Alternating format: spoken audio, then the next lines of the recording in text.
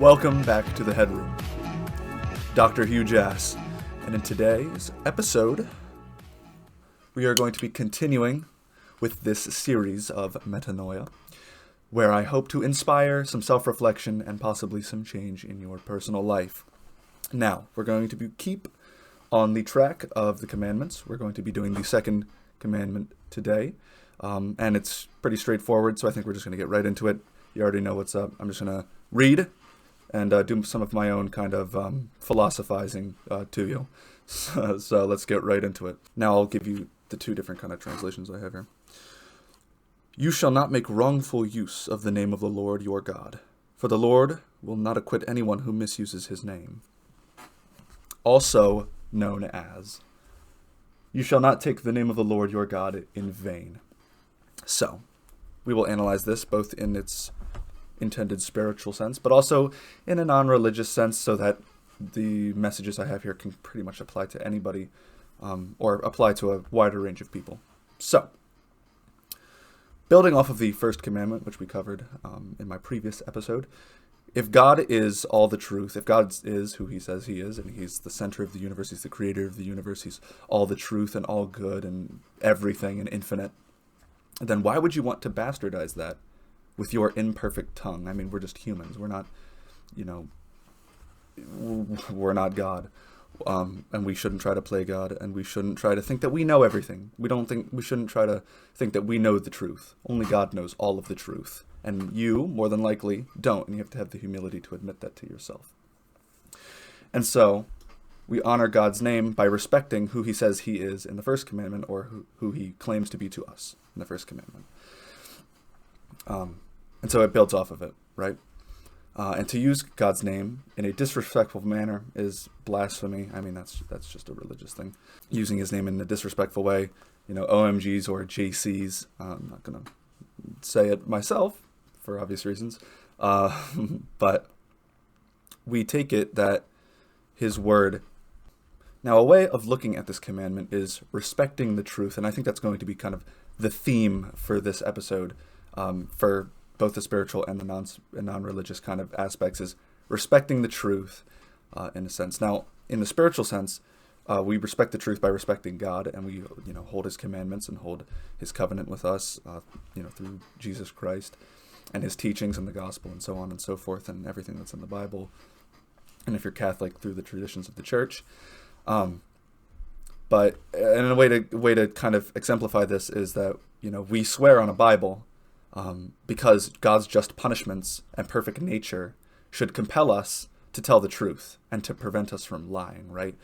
Because we are expected to understand that when we swear to God, regardless of the context, right? If you have your hand on the Bible in like a legal sense, or if you're just out and about and you say, I swear to God this or that, it's supposed to be a reassurance of the truth, right? Because if you hold God to be true and you respect the first commandment truthfully, and you believe God is who he says he is, and you believe Jesus is who he says he is, then swearing to God is like that final kind of like, I mean it kind of statement, right? Like you are saying that on God's name and God's infinite truth, that like this is true in a sense, right?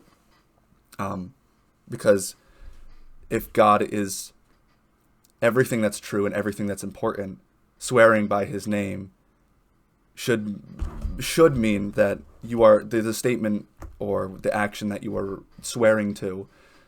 You are binding yourself to an oath with God to affirm that that's true, right? That you believe that it's true, or so on and so forth. This is why you should watch your tongue if you're one who uses God in your cussing or your jokes or your swearing. Because even though, if you're not religious, you just, it's just an expression, right? I'm just cursing, it's just an expression. To someone who's religious, like such as myself, that doesn't matter if you think it's just an expression.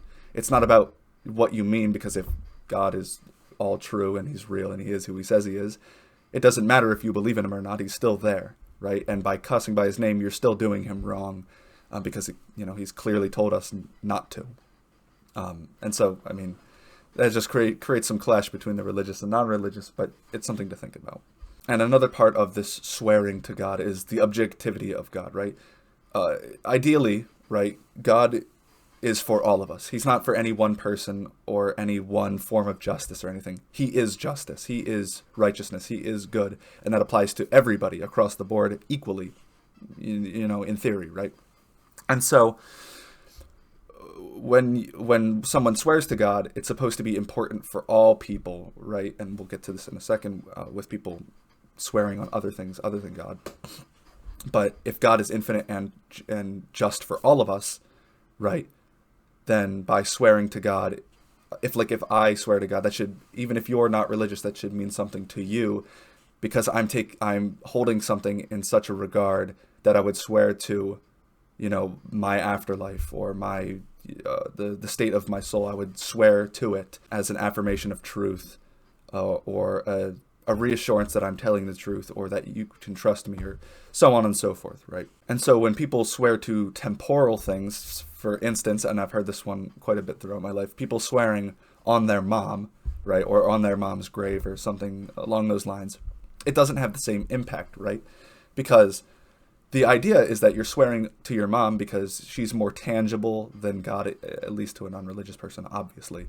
And you love your mom, and you would do anything for your mom, and you would protect your mom. And so if you're swearing to your mom, it's supposed to be, in effect, the same thing as swearing to God, in the sense that you're putting the thing that you hold in the highest regard on the stake for the sake of your own truthfulness, or for your own truthfulness, right? The thing is that not everybody's obliged to respect your mom, but and going back to the objectivity of God, right? If God's here for all of us, and his truth is here for all of us, and his justice and judgment is here for all of us, then everybody should respect God, because it's, your mom doesn't have any power over my afterlife, right? But God has power over all of us, and God knows all of our truth. Your mom doesn't know if you're telling the truth or if I'm telling the truth. And so why would I swear to that, or why would you swear to that? Especially if you're lying, right? If you're lying, then what does that say about you in the eyes of your mother? And I'll connect that back to God in a second, right? If you're lying and you swear on your mom's grave, or you're, something along those lines, then what does that say about you? What if your mom found out you were lying? Well, I mean, that means that you don't hold her name in such a high regard as you might have suspected, and the same goes for God as well, right? And that's why we don't use the name of the Lord in vain, because, why would you use the name of somebody you love and put at the top of your pyramid, the center of your life? Why would you hold their name in such a regard that you would use it in a sense that it's the butt of a joke, or it's a curse, right? God doesn't curse. Come on now. And so you should watch what you say if you're tempted to use the name of the Lord in vain, in, a fit of anger, or if you're, I swear, that and you're just joking around or something like that, or, I swear if this happens in this game, I'm going to delete it and, burn my PC. It's like, oh, are you now? Are you going to do that? I don't think you are, so you probably shouldn't swear to God that you're going to do that. Just saying. Because, I mean, even though it might be a little bit pedantic to kind of point it out, you are making an oath with God if you say something like that. Even if you don't really mean it, I mean, you should respect the name of the Lord enough to keep that in mind and to not do that. But that's really, that all really kind of relates to the spiritual side of things. I went into kind of the non-religious side when I went into, swearing on your mom, and the idea of the objectivity of God is supposed to be all-encompassing, and that's why we swear on a Bible. We don't swear on, your mom's cookbook. And relating back to what I want to be the kind of the theme of this episode is, committing yourself to telling the truth and not lying, right? And this is, I mean, God comes into play here in a religious way, in a spiritual way, because God knows if we're telling the truth or not, regardless of the scenario, regardless of, any kind of mental impositions or situations that we might be in. He knows if we're telling the truth or not, and he can judge us accordingly, even if it's in time or here on this earth. That's why it's so important that you hold God in a high regard when relating to the truthfulness of anything, and keeping his honor in his name, and respecting his oaths and things of that nature in his name, because it keeps you from lying, in a sense, or it's another barrier tries to prevent you from, being human and finding excuses and lying and so on and so forth. Because he knows if you're lying or not. He knows if you're keeping the truth, he is the truth. He knows if you're keeping the truth at the center of your life, or keeping the truth, in holding the truth in the highest regard. And also, building off of that, respecting your promises, social cohesion, society at large, and, your relationships personally, they can't stay together if there's not a sense of trust, right? And when everybody theoretically believes in God and follows his commandments and his teachings and his rules and so on and so forth, there's better social cohesion because we're all following the same rules. We all know that we're trying to be truthful with one another if we're holding the truth at the center of our life. And he has told us to, respect the truth through honoring his name and so on and so forth, and respecting our oaths with him. Then it builds that social cohesion through respect of one another, through trusting one another. And without it, or without God, it, the social cohesion, it becomes a lot more, let's say, I don't want to use the word rickety, but that's the first word that comes to mind, right? It's much more frail because there's not some abstract, universal ideal that's binding you together, that's binding you to the truth, binding you to one kind of core goal, core practice, core faith, faith in one another as well, right? Even later in the Gospels, right? Love one another. That sense of having trust for one another, and especially it makes it much easier if we all believe in God, because otherwise, without it, there's no kind of universal abstract that's detached from the human mind, right? And this is, another problem that I have kind of with worldly kind of political religions. We don't need a God. Maybe we'll just unite under some abstract political idea. Well, at the end of the day, that political idea was created by a human being. It was theorized by a human being, and therefore it's malleable to whatever the ideologues or the inner circle. It can be changed to their ideals, which aren't universal and all-encompassing. Political ideologies, sometimes they might be a little bit abstract, but they're still very localized to a specific group of people in a specific place at a specific point in time, so on and so forth. And therefore, on the one hand, it's malleable, but it's not enduring, and it's discriminatory, and so on and so forth. Whereas ideally, God is for everybody. God is the truth for everybody, and holding that as the truth within everybody it makes it easier to mesh together, if you will. And so this episode should be, especially after cutting it, this episode should be relatively much shorter, because this was very straightforward. I think, honoring God's name, literally just don't take his name in vain, right? Don't OMG or JC or so on and so forth. Don't swear to God if you're not actually going to do the thing that you swear by, because blasphemy, and because it proves that you are a liar, or it shows evidences towards you having a more kind of malleable moral fiber, right? You're willing to lie. You're willing to swear on the name of the Almighty, of everything, of the truth, for your own personal gain, perhaps.